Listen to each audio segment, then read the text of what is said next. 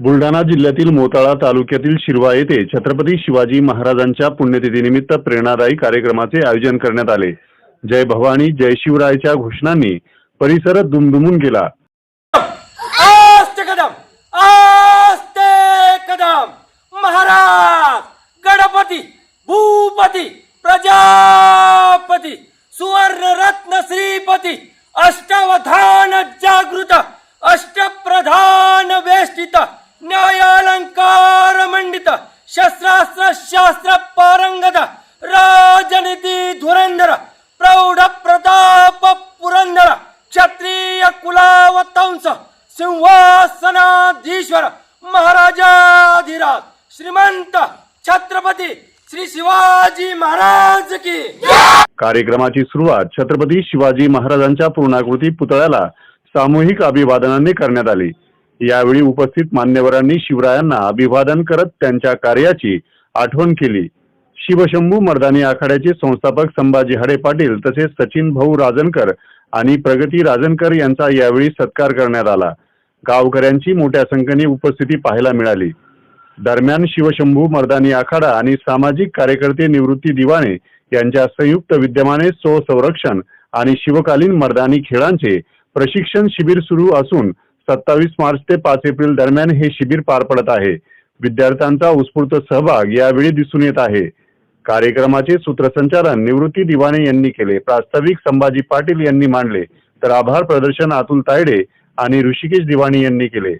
शक्य आणि युक्तीचा योग्य वापर जनसामान्यांच्या संरक्षणासाठी केला म्हणूनच छत्रपती शिवरायांनी स्वराज्य उभारले। मात्र त्यासाठी शारीरिकदृष्ट्या सक्षम मावळे घडवणे अत्यंत गरजेचे आहे असे प्रतिपादन ॲडव्होकेट सतीशचंद्र रोटे पाटील शिवव्याख्याते यांनी केले। शिवकालीन परंपरा जपत सशक्त युवा घडवण्याचा संकल्प यावेळी करण्यात आला। सर्वस्व समर्पित करणारे अखिल विश्वाचा श्वास छत्रपती शिवाजी महाराज, संभाजीराजे, राष्ट्रमाता मा जिजाऊसाहेब, त्याचबरोबर ज्यांनी या देशाला संविधान दिलं ते डॉक्टर बाबासाहेब आंबेडकर यांच्या पावन स्मृतींना विचारांना आजच्या छत्रपती शिवाजी महाराजांच्या स्मृती दिनाच्या निमित्ताने विनम्र अभिवादन करतो।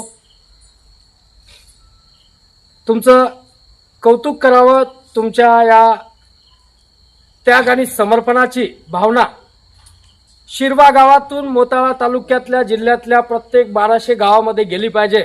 यासाठी आज अचेत्य काय तर छत्रपती शिवाजी महाराजांचा स्मृती दिवस। त्याचबरोबर आजचा दुसरा महत्त्वाचा दिवस म्हणजे आज डॉक्टर बाबासाहेब आंबेडकरांनी याच दिवशी मूक नायक नावाचं वर्तमानपत्र सुरू केलं होतं। असा दुहेरी योग या ठिकाणी घडून आला। म्हणजे एकीकडं शौर्याचं प्रतीक आणि एकीकडं लेखणीचं प्रतीक, दोन्हींचा संगम म्हणजे आजचा 3 एप्रिल दिवस। आणि अशा दिवशी शौर्याच्या या मैदानी खेळामध्ये शिवशक्ती आखाड्याच्या वतीने सुरू केलेला हा उपक्रम नक्कीच येणाऱ्या पिढ्यांसाठी प्रेरणादायी आहे, कौतुकास्पद आहे।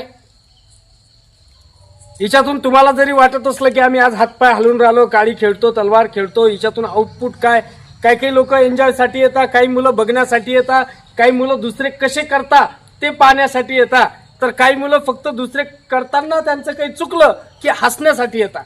असे म्हणजे 4 प्रकारचे विद्यार्थी राहतात।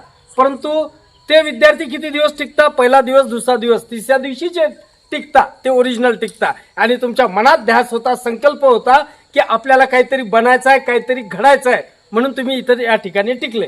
माझ्या माहितीप्रमाणे पहिल्या दिवशी 9 जण, दुसऱ्या दिवशी 18 जण, तिसऱ्या दिवशी 50 जण आणि आज इथं तुम्ही इथं बसलेले हे खरे छत्रपती शिवरायांचे मावळे, जे गेले ते सगळे बावळे। या पद्धतीनं तुम्ही छत्रपती शिवरायांचा विचारात, मनात, बुद्धीत तेवत ठेवण्यासाठी हातापायात ताकद लागते। तुम्ही म्हणसाल मर्दानी खेळाचं महत्त्व काय, व्यायामाचं महत्त्व काय, शरीराचं महत्त्व काय, तर शरीर तंदुरुस्त असलं, पद्धतशीर असलं, त्याच्या हातापायामध्ये तुमच्या ताकद असली तर तुमचं बुद्धी मन सशक्त राहतं। जर तुमचं शरीरच विकलांग आहे, ते शरीरच तुमचं आजारी आहे, त्या शरीरात हातापायात ताकद नाही तर तुमची बुद्धी काम करत नाही, तुमचं मन स्वस्थ राहत नाही। म्हणून मन आणि बुद्धीला सतेज ठेवण्याचं सगळं प्रथम कार्य कोण करत असेल तर ते ठेवतं शरीर।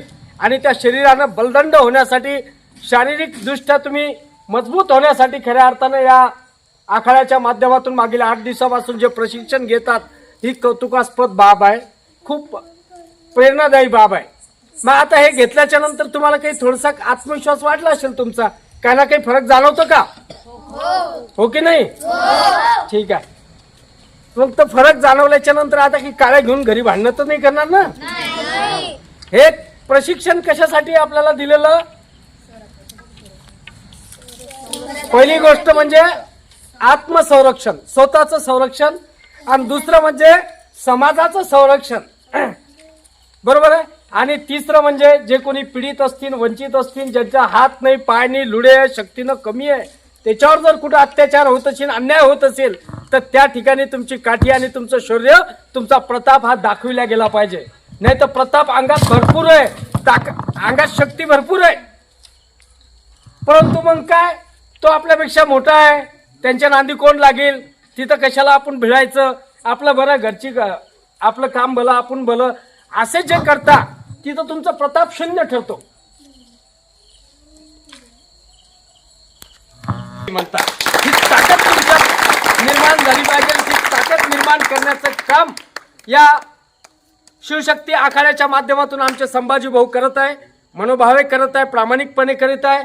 आणि त्यांच्या कार्याबद्दल आम्हाला सुद्धा अभिमान आहे, गौरव आहे. म्हणून इथपर्यंत 10 मिनिटं अगोदर मला फोन आला फक्त, म्हणे साहेब असा असा कार्यक्रम आहे. 11व्या मिनिटात त्यांना म्हटलं आम्ही येऊन राहिलो, म्हणे साहेब बाहेर घेऊन या. हार आणायला जेवढा वेळ लागला तेवढंच आम्हाला वेळ लागला. बुलढाण्याला इथं आम्ही 12व्या मिनिटात टच झालो. ही आहे छत्रपतींची प्रेरणा. छत्रपतींच्या स्मृतिदिनी माझ्या छत्रपतींच्या मावळ्यांसोबत माझ्या शिवशक्ती आखाड्याच्या मार्फत जे प्रशिक्षण होतं त्या विद्यार्थ्यांसोबत हितगुज करता आली पाहिजे. त्यांच्या या कार्याप्रती अभिमान आहे हे तुम्हाला जर व्यक्त करता आलं तर आजचं दिवस मोठं अचेत्य कोणतं नसतं. म्हणून आज तुम्ही या प्रशिक्षण शिबिराच्या माध्यमातून काय शिकले असेल तर सगळ्यात पहिले जीवनात काय शिकायचं तर शिस्त. काय शिकायचं? शिस्तीशिवाय तुमची ताकद असेल, पैसा असेल, प्रॉपर्टी असेल, शक्ती असेल, सगळ्या कला अंगी असल्या पण शिस्त अंगात नाही तर तुम्ही शून्य. काय असाल तुम्ही? मग त्यासाठी काय लागतं पहिले? मग शिस्त मध्ये काय करत असता? पहिले बसण्यापासून शिस्त असते. म्हणून बैठे बैठे सावधान, पाठ सरळ, मान सरळ करून बसायचं, बिलकुल लागत ताट, आणि डोळे ताट ठेवायचे. काही झोप आली का? काही मरगळ आली का? ठीक आहे. बसताना फक्त पाठीचा मणका सरळ असला पाहिजे, सरळ एकदम ताट. एका 90च्या अँगल मध्ये पाठीच्या मणक्यापासून तो डोक्याचा हाड एका लाईनीत असलं पाहिजे. तेव्हा तुम्हाला आठवायचं काम पडत नाही. अभ्यास करताना हे तंत्र ध्यानात जर ठेवलं, कोणतेही प्रशिक्षण घेताना हे तंत्र जर ध्यानात ठेवलं तर याच्यामुळे तुमचे सप्तचक्र जे राहतात शरीरातले, ग्रास्पिंग पॉवर जिथून म्हणजे आकलन शक्ती वाढती, ते आपोआप जागृत होते. तुम्ही असं बसून मी जे जे बोललो ते जर तुम्ही ग्रास्पिंग केलं, ते जर ऐकलं फक्त, तो 20 वर्षानंतर सुद्धा माझे शब्द जसे ना तसे तुमच्या कानात फिट राहतील, कारण ही आकलन करण्याची पद्धत आहे. ठीक आहे. तुम्ही आम्ही सर्वजण, तुम्ही आम्ही खेळीमेळी, गदारोळी, आनंद या भावनेतून हा सोहळा शौर्याचा प्रतीक म्हणून तुम्ही या ठिकाणी ज्या भावनेतून हे शिकले, ती भावना, ती कला चांगल्या कार्यासाठी, गरीब लोकांच्या सत्कारासाठी कामी आली पाहिजे. पण मग आता झालं का? एवढं प्रशिक्षण घेतलं म्हणजे संपलं का? नाही. यांनी तुम्हाला फक्त काय केलं? रस्ता दाखवला. रस्ता दाखवला. हे ट्रेनिंग म्हणजे रस्ता दाखवला. या ट्रेनिंगच्या नंतर तुम्ही घरी गेले ना 8 दिवसानं, 2 महिन्यानं, 4 महिन्यानं पुन्हा काळी हातात घेतली, थोडा फरक पडेल. मग दैनंदिन 5 मिनिटं, 10 मिनिटं आपण जिथं असाल तिथं ही प्रॅक्टिस, सराव जेवढा करसाल तेवढी ती कला तुमच्या अंगीकृत होईल. काठी हातात पकडणं म्हणजे ती काठी म्हणजे तिसरा हात आहे, तलवार म्हणजे तिसरा हात आहे. ती आपल्या शरीराचा भाग असली पाहिजे. जसं आपले 2 हात फिरतात तशी आपली काठी आणि तशी आपली तलवार म्हणजे शरीराचा एक पार्ट म्हणून ही सरावातून तुमच्या हातात ती बसली पाहिजे. त्यासाठी रोज डेली 5 मिनिटं, 10 मिनिटं का होईना, जिथं असेल तिथं हा सराव केला गेला पाहिजे. तेव्हा तुम्ही याच्यातून आणखी पुढं स्टेप घेत जाल, ही आशा या निमित्तानं बाळगतो. तुम्हा आम्हा सर्वांना जाताना फक्त एवढंच आवाहन करतो की हा जिल्हा कोणाचा आहे माहित आहे तुम्हाला? या जिल्ह्यात कोण जन्माला आलेला आहे? राष्ट्रमाता मा जिजाऊ साहेब जन्माला आले. मग राष्ट्रमाता मा जिजाऊ साहेबांनी काय करून दाखवलं माहित आहे तुम्हाला? मुघलांची हुकुमशाही उखडून फेकली. जेव्हा एक राजा, एक सरदार, मोठमोठे राजे महाराजे मुघलांच्या समोर, आदिलशाहीच्या समोर खालची मुंडी वर काढू शकत नव्हते, त्या टायमाला या महाराष्ट्रामधली आमच्या बुलढाणा जिल्ह्यामधली राष्ट्रमाता मा जिजाऊ साहेब एक महिला एक मुलगी उभी राहती आणि ताट मानेने त्या मुघलांचा प्रतिकार करते, आदिलशाहीचा प्रतिकार करते आणि ठामपणे उभी राहती. त्या मातीतले तुम्ही आम्ही आहे तर त्या राष्ट्रमाता मा जिजाऊंचे विचार, त्यांचं रक्त, त्यांचा श्वास या मातीतून तुमच्या आमच्यामध्ये ऊर्जा म्हणून प्रेरित होत असतो. फक्त त्या ऊर्जेची अनुभूती घेता आली पाहिजे, त्या ऊर्जेच्या सहवासात कुठंतरी जाण्याची आपल्याला संधी भेटली पाहिजे, ते अनुभवता येतं. बघा पुऱ्या जगामध्ये हेवा वाटावा असं स्वराज्य छत्रपतींना निर्माण केलं. अजून जगातला एकही देशात ते स्वराज्य निर्माण करू शकला नाही. राष्ट्रमाता मा जिजाऊंनी जे राजे घडवले ते काही डोकं फोडून अंदर काही टाकलं का वेगळं नाही.